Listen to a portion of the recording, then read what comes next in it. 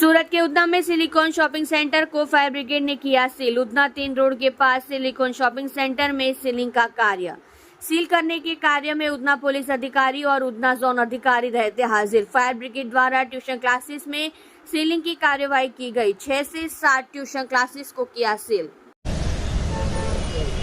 આજે જે છે ફાયરની કામગીરી કરવામાં આવી છે, એકમો સીલ કરાયા છે, કયા એકમો છે અને કયા વિસ્તારમાં કરાયું છે? હમણાં હાલમાં મારું નામ ઈશ્વર પટેલ છે। હું ડિવિઝનલ ફાયર ઓફિસર ઉધના એ અને ઉધના બી ઝોનમાં છું।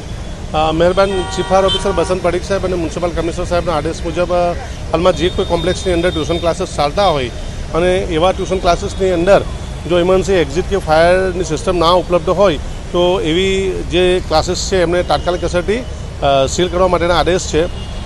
તે મુજબ એમના આદેશ મુજબ આજે ઉધના ઝોનમાં સિલિકોન શોપરની અંદર હાલમાં 16 થી 17 જેટલા ટ્યુશન ક્લાસીસને સીલ કરવામાં આવેલ છે। કિશોરભાઈ, આજે જે છે ફાયરની કામગીરી કરવામાં આવી છે, એકમો સીલ કરાયા છે, કયા એકમો છે અને કયા વિસ્તારમાં કરાયું છે? હમણાં હાલમાં મારું નામ ઈશ્વર પટેલ છે। હું ડિવિઝનલ ફાયર ઓફિસર ઉધના એ અને ઉધના બી ઝોનમાં છું।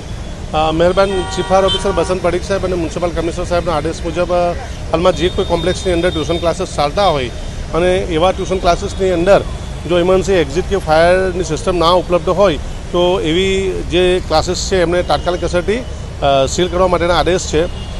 તે મુજબ એમના આદેશ મુજબ આજે ઉધના ઝોનમાં સિલિકોન શોપરની અંદર હાલમાં 16 થી 17 જેટલા ટ્યુશન ક્લાસીસને સીલ કરવામાં આવેલ છે।